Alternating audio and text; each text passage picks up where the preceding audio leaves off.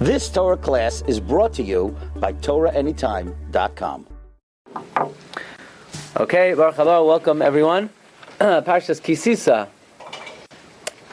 Parshas Sisa, the prominent episode in the Parsha is the Chet HaEgel, the sin of the golden calf. Interestingly, in Parshas Vayakel, next week's Parsha, it begins with a command about Shmiras Shabbos, where the pasuk says, Vayakel Moshe es kol hadas b'nei Yisrael. Moshe Rabbeinu gathered everyone, and he commanded us about Shabbos. That's how next week's Parsha begins, with a command about Shabbos, which is certainly of note, in light of the fact that we've already been commanded about Shabbos many times, most notably in the Aser Sadibros. So why is Moshe Rabbeinu in next week's Parsha commanding us about Shabbos? So the Yishla HaKadosh speaks about the very important connection between Shabbos and a way to rectify the Avera of Avodah Zarah. In fact, the Yishla cites the Gemara Masechta Shabbos Kuf Yirches Amud Beis. It's the second Maramacham on your sheet. Amar Reb Chia Bar Abba Amar Rabbi Yochanan. The Gemara tells us, Kol HaMeshamer Shabbos Kehilchasai, anyone who guards Shabbos properly, Kehalacha. What does it mean, guarding Shabbos Kehalacha? It means you have to know the halacha. You have to know how to pick socks out of your drawer on Shabbos. You have to know how to do it. You have to know how to take a tie out, not to violate boirer. You have to know if you could brush your teeth on Shabbos. A lot of things you need to know, what you're allowed and what you're not allowed to do on Shabbos. So anybody who keeps Shabbos kahalacha, afilu oived avodah zarah kedar enosh, even if the person worshipped idols like the generation of Enosh, moichlen loy, the Rebbeinu Shalom will forgive him. The Gemara says an unusual thing, that if somebody keeps Shabbos properly, even if they sinned with avodah zarah, the Rebbeinu Shalom will forgive him. Shenemar, like the pasuk says, we learn this on every fast day. Ashrei enosh yaseh zois uven adam yachazik ba shomer Shabbos mechalalai. So there's a connection between the word enosh, a play on words enosh, and shomer Shabbos. Says the Gemara, tikri mechalalai ela machalai. That anybody who keeps Shabbos properly, even if they worshipped idols like the generation of Enosh, the Rebbeinu Shalom will forgive them. So therefore, says the Yishla HaKadosh, in Parshas Sisa, in this week's Parsha, of course, Klal Yisrael violated the Avera of Avodah Zarah, the Chet HaEgel. And therefore, immediately, the Rebbeinu Shalom doesn't waste any time. He wants to give us the immediate tikkun, the immediate rectification, and therefore he reminds us about Shmiras Shabbos, and if he reminds us about Shmiras Shabbos, then that is a way to rectify the Avera by keeping Shabbos properly. Says the Shla, how is Shabbos a rectification for Avodah Zarah? So the Shla brings down from the Rambam and the Mar Nevuchim that in the generation of Enosh, what kind of Avodah Zarah did they worship? They didn't deny God's existence. They believed in God, but they started to worship intermediaries. They started to attribute. They said a way to worship the master is by worshiping the servant. So instead of serving God directly, they're going to worship the sun and the moon, and that was a way of worshiping God. Shabbos demonstrates God's supreme authority, that there are no intermediaries, there are no middlemen, there are no emtsaim. So Shabbos counteracts the Avodah Zarah, especially the type of Avodah Zarah that they worshipped in the time of Enosh. And likewise, the Chet HaEgel was also that type of Avodah Zarah, where they didn't deny Rebbeinu Shalom's existence, they merely worshipped the Egel as a intermediary. So, you have in this week's Parsha the Chet HaEgel, and immediately next week, the beginning of Vayakel, you have the Tikkun, Shmira Shabbos, Kol HaShomer, Shabbos, Kehilchasai, Afilu Oved Avodah Zarah, Kedar Enosh, Moichlen Lai. Okay. But that just made me think about the fact that next week's Parsha is not the only Parsha that talks about Shabbos. This week's Parsha also. The Shamru B'nei Yisrael, right? The Shamru B'nei Yisrael. It's this week's Parsha.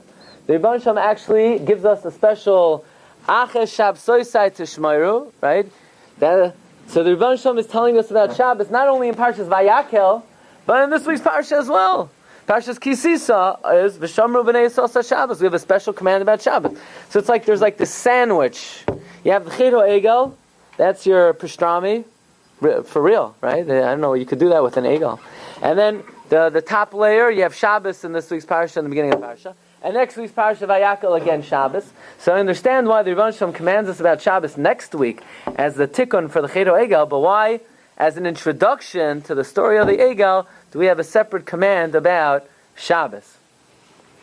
So there's an interesting sefer called Tosefes Bracha, written by the Baal Torah Tamima. Torah Tamima wrote a commentary on Chumash. Tar T'mima is the son of the Aruch HaShulchan. He wrote a sefer on Chumash, 5 volumes, Tar T'mima. And he also wrote 5 volumes on Chumash called Tosefes Bracha. And he's also bothered by this question, why does the Chet HaEgel, why is it introduced with Shabbos as well?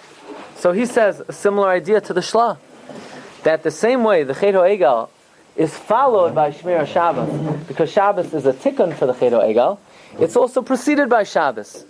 Why? Well, first of all, he invokes the same Gemara. The Gemara says, "Ka'ashem Shabbos kol chasai, afilu oived avodah zara kedar enosh, moichlin lai." Plus, he invokes another Gemara. The Gemara says that somebody who believes in avodah zara is like being koifer b'chol haTorah kula, and somebody keeps Shabbos is like Shabbos is actually shakel keneged kol hamitzvos. So he sets it up like this. The same way the Rebbeinu Shalom warns us about Shabbos after the Chet HaEgel as a tikkun for the Chet HaEgel, he also warns us about Shabbos before the Chet HaEgel, using the following principle: Hakadosh Baruch Hu is always boirei the refuah before the makkah. So he prepares the rectification after the sin. He even prepares the rectification before the sin even takes place. Together, the Rebbeinu Shalom is boirei the refuah before the makkah. Right, already the day after Shushan Purim Katan. So, example in the Megillah, you have Vashti is killed. And then Esther comes to power. Right? Gidal HaMelech Achashverosh es Haman. Says Rashi, after the Rebbeinu Shalom already prepared the refuah before the Makkah, after Esther is securely in power, only then does Haman come to the scene. Okay, so now we get a little bit of the format of Sisa and Vayakel. Shabbos, Egel, Shabbos. Why Shabbos? Why Shabbos is the Kayach HaTikun for the Chet HaEgel. Okay, let's take this a little bit further. Now, before we have Shabbos in this week's Parsha, we have the Machzas HaShekel. The mitzvah of Machzas HaShekel. It says Yushalmi in Shkalim. Zeh Yitnu, look at number 4. Yushalmi in Shkalim, Daf Tesam Bei Zeh Yitnu, Kol Ha'oivar Alaf Kudim. Rabbi Yehuda v'Nechemya. Why do we give a Machzas HaShekel? What's the union of Machzas HaShekel? They both say Lefi shechatu b'machzas hayom, because the Chet HaEgel took place at midday. Therefore, as a kapara, you give a machzas hashekel. So they hold that the machzas hashekel was a kapara for the egel. It's written before. Same idea. HaKadosh Baruch Hu is always buried the refuah before the makkah. The Yushalmi brings down another opinion. V'charoina Amar. Right? What hour did the Jewish people sin? What hour did the Jewish people sin? 6th hour. Vayar ha'am ki boishesh Moshe. Rashi says bashesh. Came the 6th hour. They sinned in the 6th hour. By the way, in many Sfarim it's written like this. This is just extra, no extra charge for this. The Sfarim write like this. They sinned, the Chet HaEgel took 6 hours. If you count up all the hours of all the Moyadim, you have 360 hours. So that the Chet HaEgel is batal b'shishim. That's why Chazal say, Kol ha'mevazes ha'moyadim have a ki'ilu oived avodah zara. Why? Because if you don't treat Yom Tov properly, then you can't be mevatel the Chet HaEgel b'shishim. Memela kol ha'mevazes ha'moyadim ki'ilu oived avodah zara. So by the way, the Yushalmi brings down an opinion that the Machzas HaShekel was worth Shita Garmasin, 6 types of coins. Why? Why do we have to give this amount? To be mechaper for the Chet HaEgel, which took place in the 6th hour. Then the Yushalmi brings another opinion. Right? So how much is the shekel? Esrim Geira HaShekel. The shekel is 20 Geira. So the Machzas HaShekel is 10 Geira. Very good, very good. Very impressive, right? 10 Geira is the Machzas HaShekel. Why 10 Geira? Because by serving the Egel, they violated Aser Sadibrois. Therefore, we give 10 Geira to Mechaper. So all of these opinions learn that the Machzas HaShekel was a kapara for the sin that is yet to take place. So again, the whole beginning of the Parsha is a way to rectify the sin which is yet to be. The Machzas HaShekel is a kapara for the Egel. Shabbos is a kapara for the Egel. By the way, interestingly, the Parsha begins Kisisa es Rosh. Kisisa es Rosh. Yeah? Kisisa es Rosh B'nai Yisrael. When you lift up the head of B'nai Yisrael, really you should say Kisisa es Roshei B'nai Yisrael. The heads of. So the Chedush Arim writes in the Sefer Hazchus that it's a remez. If you lift up ki Sisa, if you lift up es roish, the letters roish, reish aleph shin. So when you lift up a letter, you take it to the next letter. The reish becomes a shin, the aleph becomes a beis, and the shin becomes a tav. Shabbos. Got that? Reish aleph shin becomes shin beis tav. Shabbos. So again, the machzas half-shekel is very much connected to Shabbos. Oh, by the way, the Shlach HaKadosh writes the same thing, that the zug, the mate of the word roish is Shabbos. Why? Because a mate is what's immediately next to it. So the mate of reish is shin, the mate of aleph is beis, the mate of shin is tav, spells out Shabbos. By the way, in the Sefer Pri Eitz Chaim, for all you Kabbalists out there, in the Sefer Pri Eitz Chaim, there's a commentary on it called Hagois Tzamach. He brings down that Friday night, during L'chadoidi, when you get up to the words, L'kra Shabbos, L'chu v'nelcha, Ki Makar Bracha, Mei Roish, be mechavein, on the word Mei Roish, Roish could be transposed one letter up, Shin Beis Tav, Shabbos. So again, the whole beginning of the Parsha is a hakdama and a tikkun for the yet-to-be sin. Interesting sefer called Chuais Chen, which I've not been able to get yet, by Reb Gedalia Melinitz, Zechusa Yagin Aleinu. He writes in the Tzivoy of Shabbos, in this week's Parsha, you look in the Psukim, Shabbosoin Kodesh Lashem, spells out shekel. So it's interesting. Kisi says Roish, you could lift up the letters, you can make Shabbos. And Shabbos, you have a remez to the machzas half-shekel. Okay. So Rabbi say, we want to take this to the next level. Exactly what is the connection between Shmira Shabbos and the Chet HaEgel, more than just what the Gemara is telling us, that Kol HaShomer Shabbos Kol Chasei, by guarding Shabbos properly, it's mechaper for Avodah Zarah. Let's try to understand why, and why it's so critical to sandwich the Chet HaEgel, Shabbos on the right side, Shabbos on the left side, Shabbos in this week's Parsha, Shabbos in next week's Parsha. Comes Rabbeinu Menachem Azariah, the Rama MiPano. We've quoted him a lot lately. One of the great Mikubalim, one of the Italian Mikubalim. He wrote Asara Ma'amoros, but his farm were learnt even by the early Achronim. For example, the Shach in Hilchos Nida quotes the Rama MiPano. He says like this: if I were to ask you, what did the Egel look like? So you would say, what do you mean? I saw the Ten Commandments, right? I know what the Egel looked like. It was a golden cow.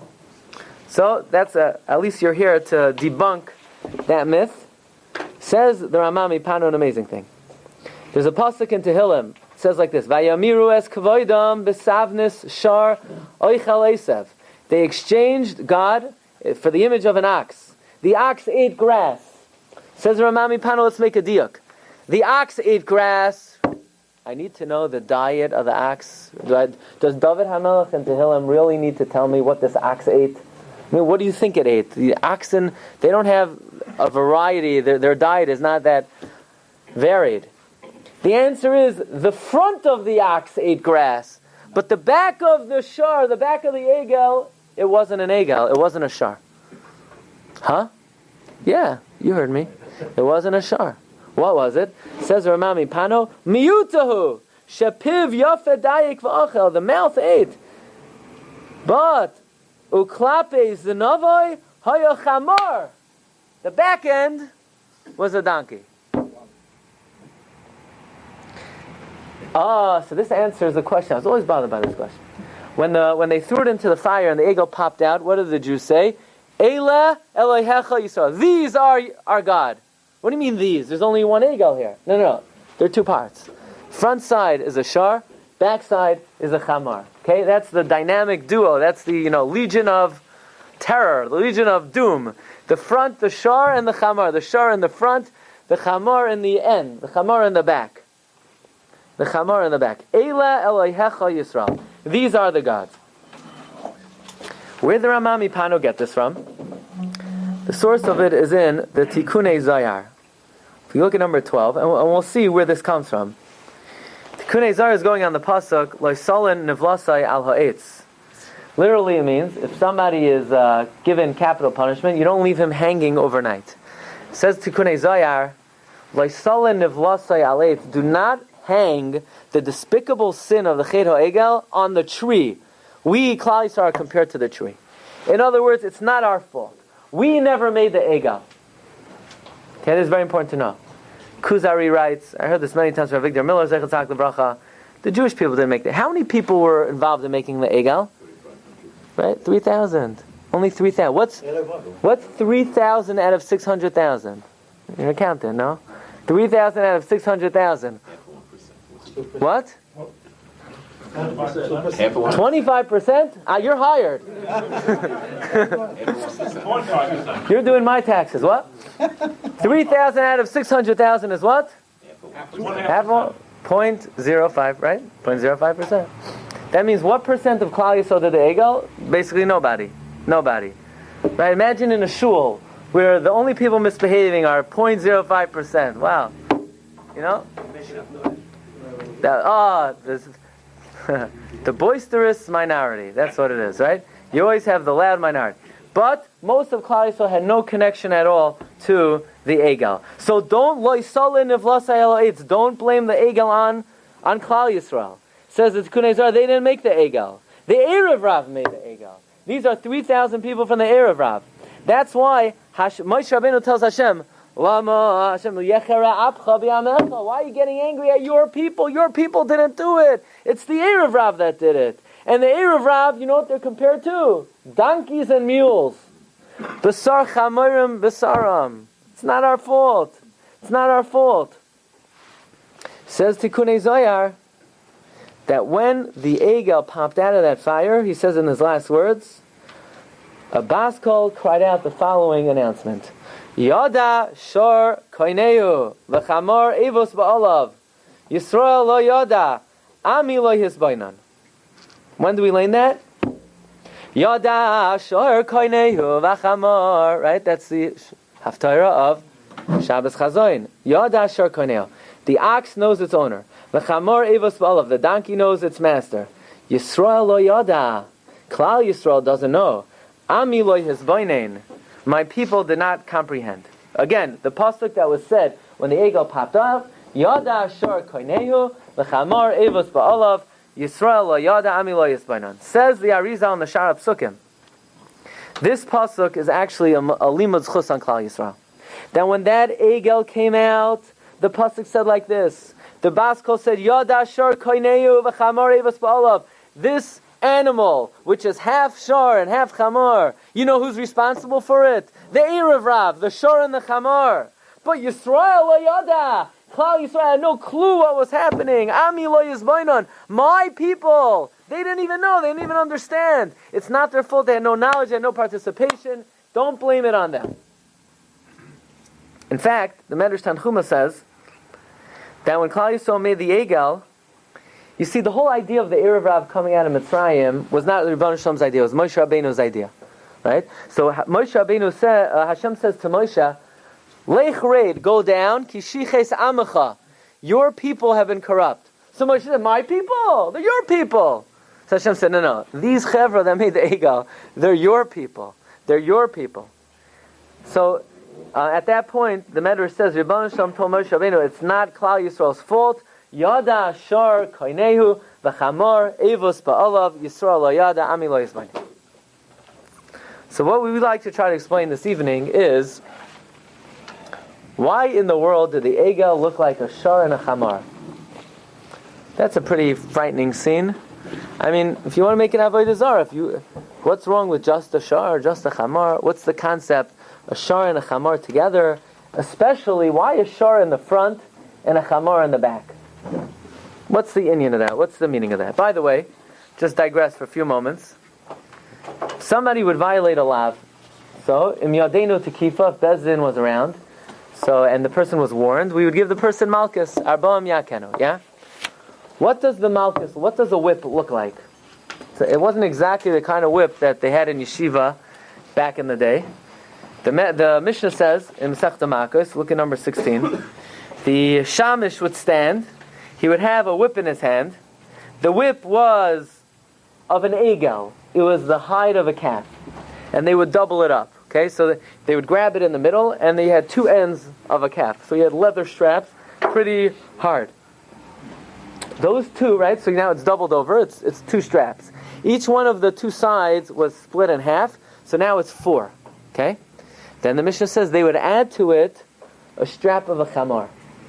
So anytime a person did an Aveira, they would basically nail him with a shar and a chamar. Interesting. What's the reason? Why do we whip somebody with the strap of a shar and a chamar? So the Gemara in Masechta Makkos continues. Look at number 17.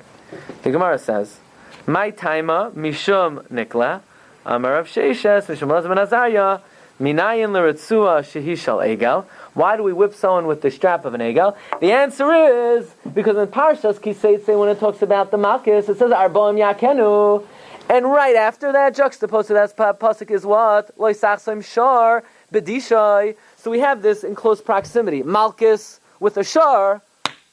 Now we understand. We give Malchus with the hide of a shar. Then the Gemara continues. It got a little cut off on the top left-hand side. The Gemara says, what about a chamar? Says the Gemara, a chamar? The pasuk says that the two animals that epitomize recognizing their owner and their master are the shar and the chamar. So what we're telling the guy is, you're worse than a chamar. Chamar is makir as adoinov. The chamar recognizes its master. And you sinner, you don't recognize your master, therefore we nail you with the hide of a chamar. Listen carefully. The Gemara says the reason why we whip someone with the shar is because of the proximity of Arbam Yakenu to Loisachsam Shar B'dishai. And why do we whip someone with chamar? That's because of the pasuk of V'chamar Evos Ba'alav. The Marsha asks, why wouldn't we just give that as a reason for both the shar and the chamar? In other words, whip someone with a shar and a chamar, because the pasuk says, a shar knows Yad Ashar Koineu, V'chamar Evos Ba'alav. Why do we come on to one reason for the shar, and the chamar we come on to a reason which would work perfectly for the shar as well? That's the Kasha the Marsha. L'maisa, many Mefarshim learn that it is a reason for both.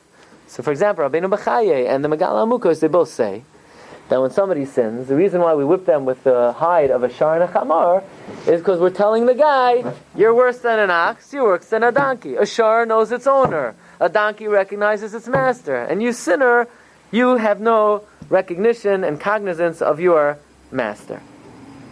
So again, we see that when a person sins, we try to send them a message. We telegraph to them that you're even worse than this behema. The behema has a cognizance of its master, and you don't. Okay, now we go into one of the very mystical Gemaras in Shas. Okay, and this will try to tie it together. Let's think about paradise. Let's think about Adam Arishan and Gan Eden before he sinned.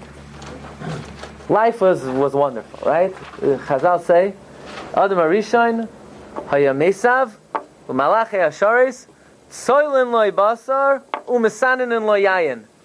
They would grill him steak, they would grill him meat, and they would strain wine. Can you imagine just sitting back and you have angels grilling you meat and pouring you wine? Good life, right? A good life. However, the Gemara says it wasn't perfect, but it would have been perfect. Why would it have been perfect? But what if you need to get something? What if you need somebody to do a job for you? Who's going to do the job?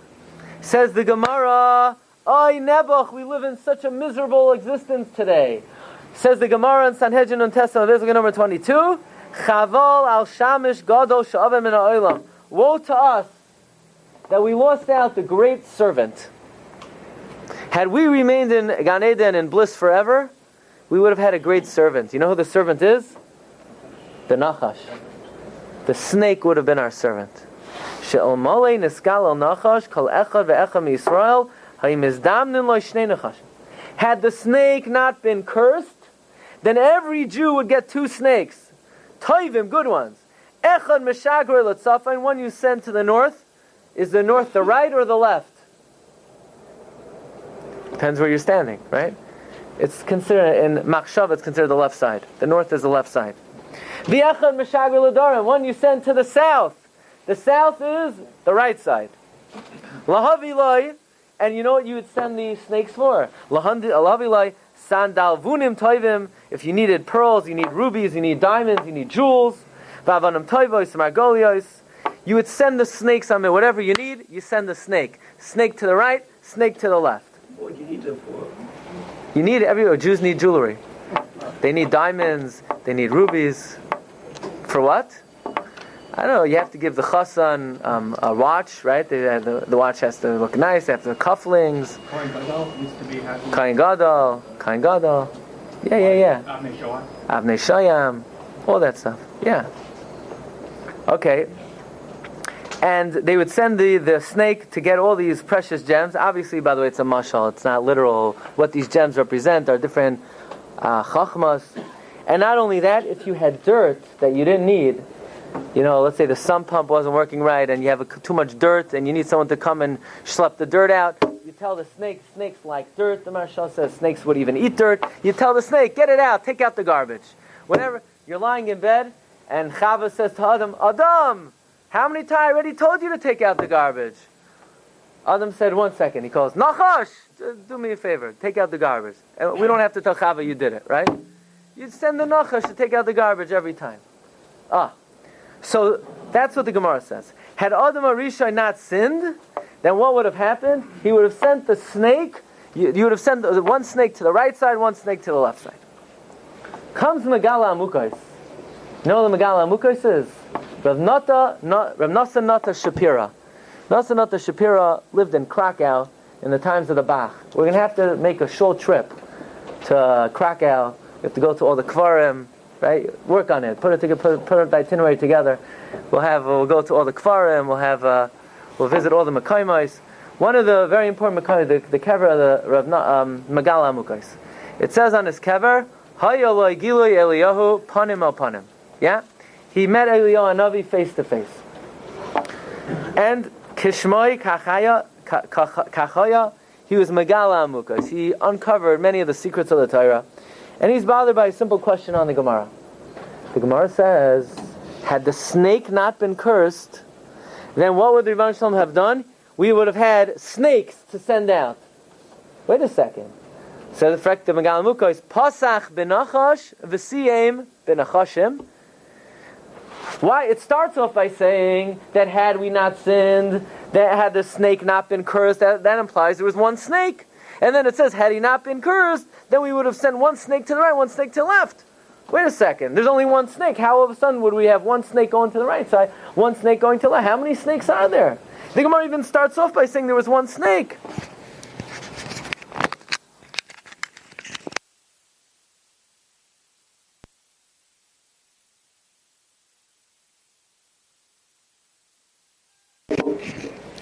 Says Megala Amukos, let me explain something to you. And this is tonight's shiur. In this world, there are two main forces of Tumah. The chamor and the shar. The donkey and the ox. The donkey and the ox.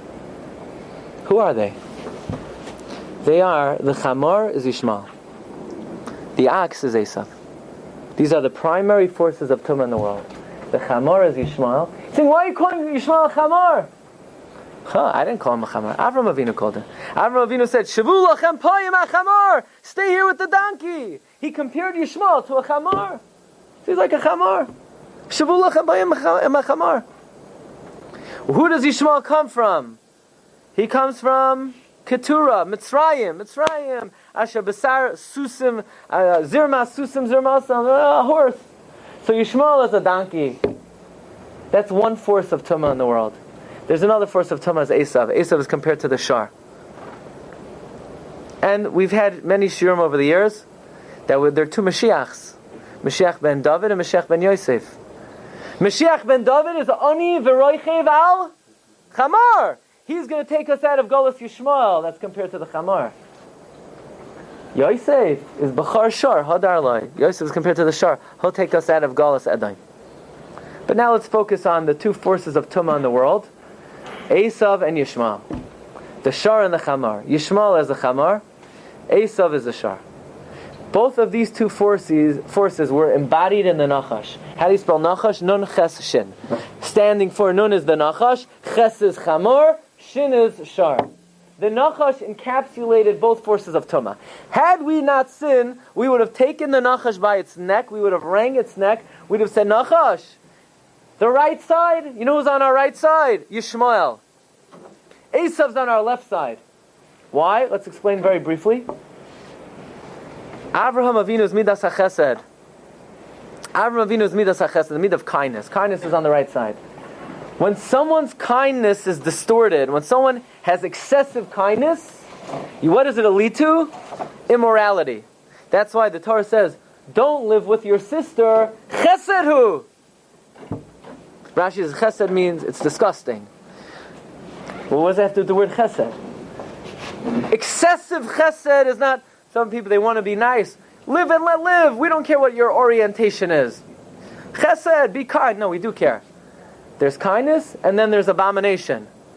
Beyond the threshold is disgusting. It's abomination. Too much chesed is not good. That's the right side. The right side, Avraham Avinu, is chesed. Distortion of Avraham Avinu is Yishmael. That's why 10 kavim of Arayas came down to the world. Yishmael grabbed 9 of them. On the left side is Midas Hadin, is Yitzchak. Excessive Midas Hadin is bloodshed, Ritzicha, murder, Esav. Yaakov Avinu is the confluence and the fusion of Chesed and Gevura. He's in the middle, he's the Kavo Emsai. The two main forces of Tumah in the world is the Shar and the Chamar, Esav and Yishmael. Before the Chet of the Eitz Hadas, we would have been able to harness Esav and Yishmael to do our bidding. We would have sent Yishmaelim, they would have taken care of our needs on one side of the world, and Edom would have taken care of our needs on the other side of the world. They were both embodied in the Nachash. With the sin of the Eitz Hadas, you know who was unleashed to the world? Esav and Yishmael, the Umay Sa'olam, they were unleashed to the world. Now we have no control over them. Now they're out of control. We have no way to harness them. We have no way to use them for our means. Now all they do is antagonize us. But originally, the original plan for creation was the Shar and the Chamar were encapsulated in the Nachash, Nun Ches Shin, Nachash, Chamar, Shar, Esav, and Yishmael. That is why there's a lav in the Torah, you cannot plow with an ox and a donkey together. Because if Esav and Yishmael ever got together, they would destroy the world. By the way, the Gra writes this in the Safra Tznius. I already mentioned a few times over last year. I found in my grandfather's notes that when he was in Auschwitz, he saw Eichmann. Eichmann was the angel of death. And Eichmann invited a special visitor to Auschwitz, the Mufti from Jerusalem. And Eichmann and the Mufti sat together, arm in arm, in Auschwitz, and they would march Jews in front of them, and they would hit them in a way to make it that they would not be able to have children. And that was their entertainment, and they would laugh together. So my grandfather wrote in his notes that this is like the kiyum of, look at number 25, Vayelech Esav el Yishmael, Esav went to Yishmael. The Gra writes in the Safra Tznius that if Esav and Yishmael ever got together, they would destroy the whole world. And they were very close. They were very close. Right? Hitler broke every ally he ever made, except the Mufti. The Mufti, Hitler gave him residence in Berlin. He paid for him. He let him live like a king. When Hitler was on the way through the Middle East, the Arabs started broadcasting on the radio, Jews, we're going to bathe in your blood. We're going to murder your children. Hitler was in cahoots with the Arabs. This is the concept of Esav and Yishmael, the Shar and the Chamar. If the Shar and the Chamar ever got together, they would destroy the world. By the way, the Gra says, what's the product of Esav and Yishmael? Amalek. That's for a different time. So you have these two forces of evil in the world, the force of Esav and the force of Yishmael.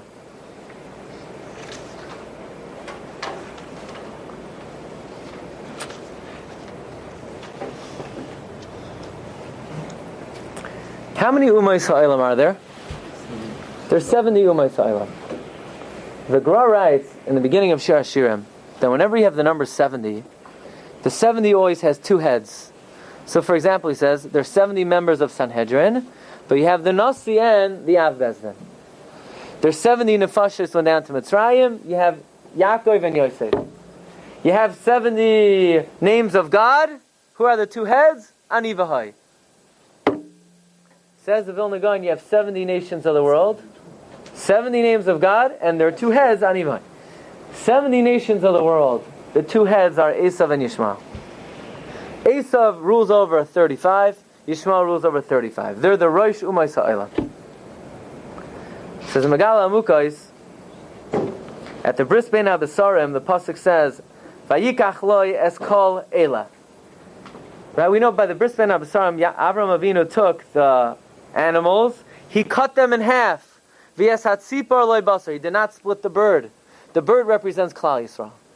He took eila. What's the numerical value of eila? 35. 35 on one side, led by Esav. 35 on the other side, led by Yishmael. 36. What? 36. Okay, Eila. Okay, so 36. So better. Yeah, 30. Perfect. Perfect. Eila, 36. Correct. That's what the Magen Avraham says. Eila barechev, the Eila basusim. Who are the Eila barechev, Eila basusim? Eila barechev is Yishmael. Eila basusim is Esav. You have 36 and 36. But you can't let them come together. The Esav and Yishmael ever join forces.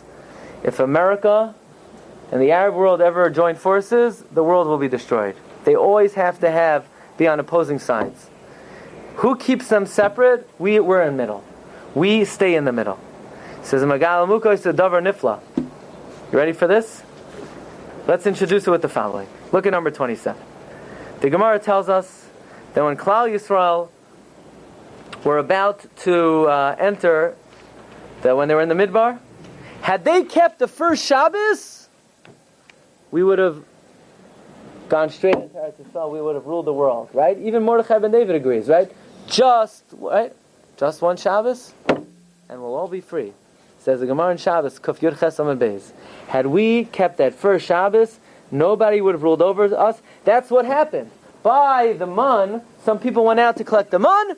What happened? By Yovay Amalek. But had we not have been Mechalo Shabbos, we would have reigned supreme over all the nations of the world. What's the meaning of that? That means the Gemara is saying the key to overcoming the nations of the world, led by Esav and Yishmael, is Shmira Shabbos. Let's explain that. It says Megala Amukais, by the Bris Bein HaBesarim, you have 36 umas on one side led by Esav, 36 umas on the other side led by Yishmael. Klal Yisrael split them in half. It's the same way, it says Megala Amukais, every single week of the year. We have Shabbos. You have Yishmael on the right side, they keep Friday. You have Esav on the left side, they keep Sunday. What's that? Shabbos keeps Esav and Yishmael apart from each other. If Klal Yisrael keeps Shabbos properly, then Esav is on the left. Now, why is Sunday called the left side? When I'm looking at my calendar, Sunday's on the right side. Yeah, but when your calendar's looking at you, when your calendar looks at you, Sunday is on the left side, and Friday is on the right side. When a Jew keeps Shabbos properly, he keeps Esav and Yishmael away from each other. He keeps the Shar and the Chamar away from each other, and we're able to have some degree of supremacy over our enemies. But as soon as Shmira Shabbos falters, Esav and Yishmael's power fuses and they're unleashed. That's the meaning of Eila Barechev, Ve'ela Basusim. That's what happened at the Bris Bein HaBesarim. Avraham Avinu took the tzipor, he put it in between Eila Va'ela. He split the two together.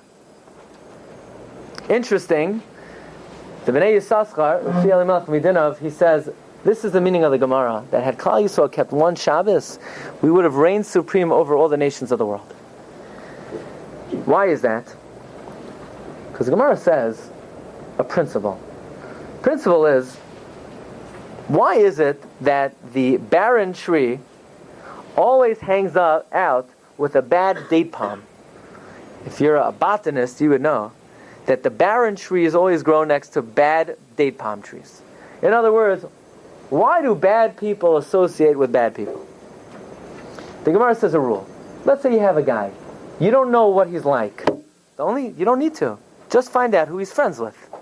If he's friends with bad company, he's a bad guy. And if he's friends with good people, he's a good guy. You're looking into a shidduch. I can't get any information. Just find out who the person's friends are. Friends with good people? Yeah, but he's really a good guy. No, he's not. Not if he hangs out with bad people.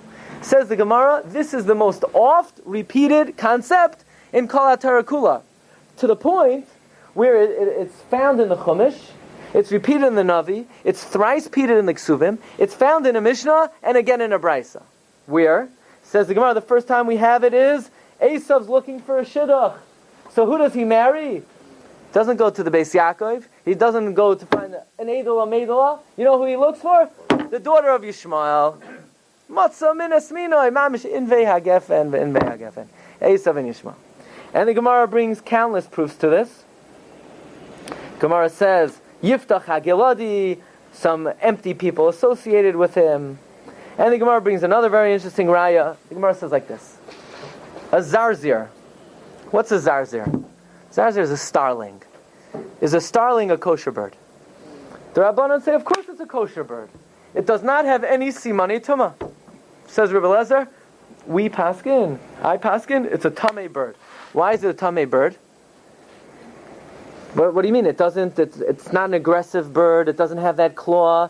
The answer is because the zarzir always hangs out with the raven, with the oirev.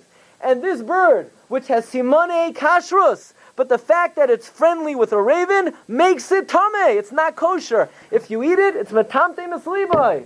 Why? But it's kosher. No, it has a bad friend. It's tamei. It's pasul. So the Gemara brings a few analogies. Esav goes to Yishmael. The zarzir goes to the oirev.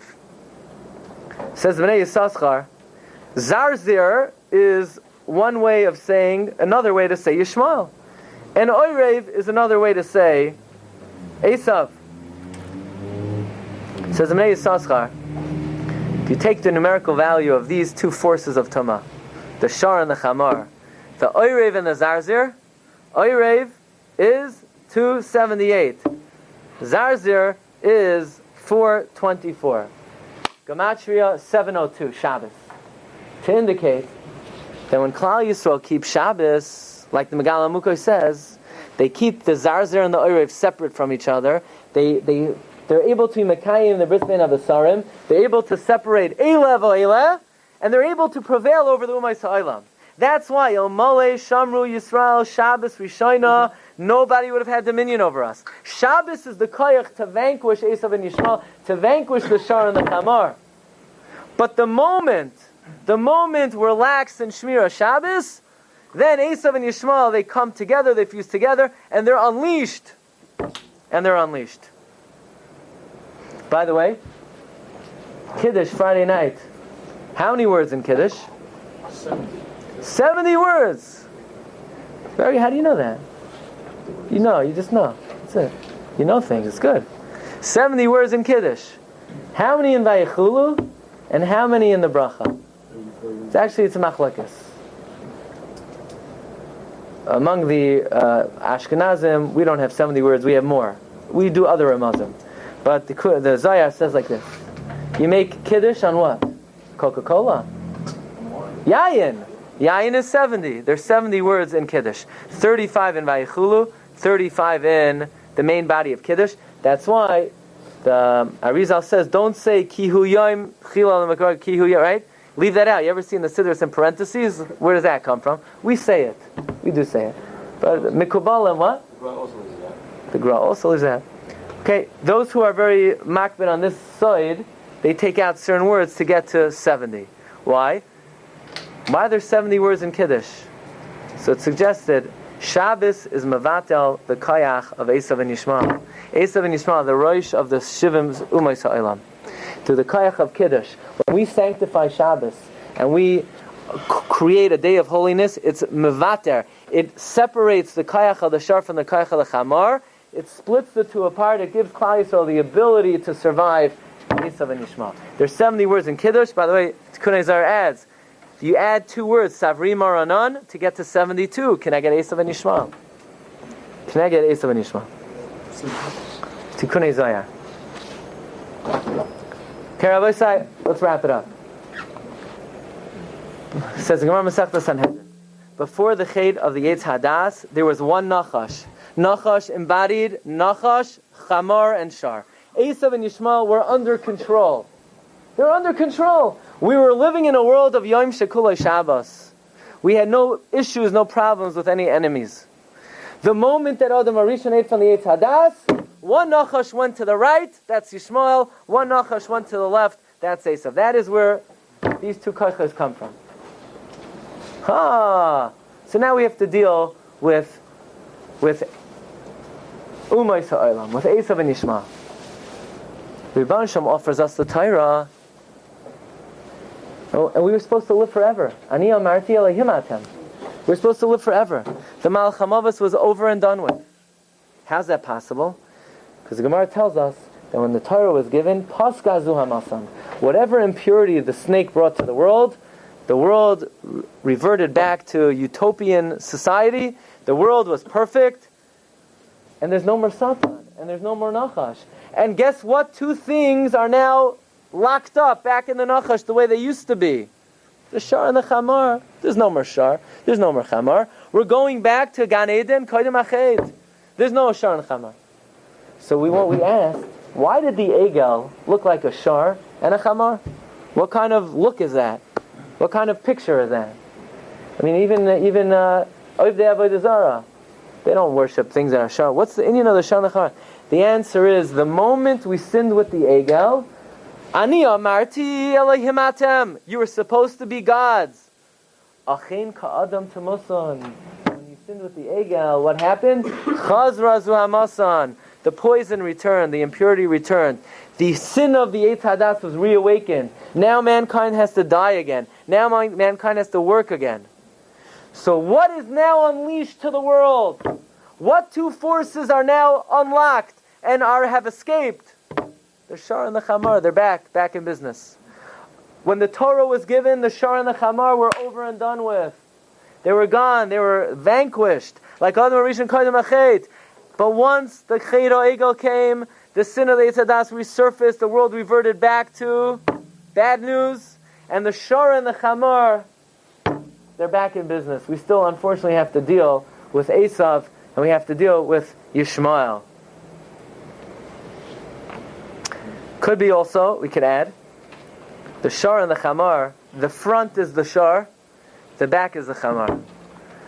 We've mentioned many times, even more recently over the last year, we know there's a concept of Daled Malchios. You have Bavel, you have Persia, Media, you have Greece, and the fourth Malchus, it's a big Machlokes. The Ramban says it's Edom, the Maral says it's Edom, the Ibn Ezra says it's Ishmael. Says the Arizal, it's both. The beginning will be Edom, and the end will be Ishmael. Maybe that's why the Chet Egel, the front is Edom, the front is the Shar, but the back, the Achros Hayomim, the last encounter before the Yemais HaMashiach is Yishmael, is the Chamar. It's the front, the beginning. You know, the first 1,000 years we dealt with crusades, we dealt with Inquisition, we dealt with Holocaust. All of that is Edom. Christianity, that's all Edom. Inquisition, crusades, Holocaust. It's only recently in our time, we're living in the switch. We're living in the transition from Edom to Yishmael. As a kid growing up, Yishmael, you hear occasionally incidents. Now, in a way, they're the dominant. What's dominant? What's mostly on our mind? What we think about? What we have to deal with? We've lived through that transition to the backside, the back end of the Egel, the Achros Hayomim. But the Rebbe Shalom understands, and he gives us the takana. He gives us the remedy. And the remedy, we said, is the numerical value of the Oirev and the Zarzir is what? Shabbos. Shabbos splits the Shar and the Chamar. The Shar, they're worshipping Sunday. The Chamar, they're worshipping Friday. Shabbos is the antidote. Shmiras Shabbos kahalacha ilmole shamu Shabbos ke'elchasai la yishloit by kaluma ve'am ve'lashain.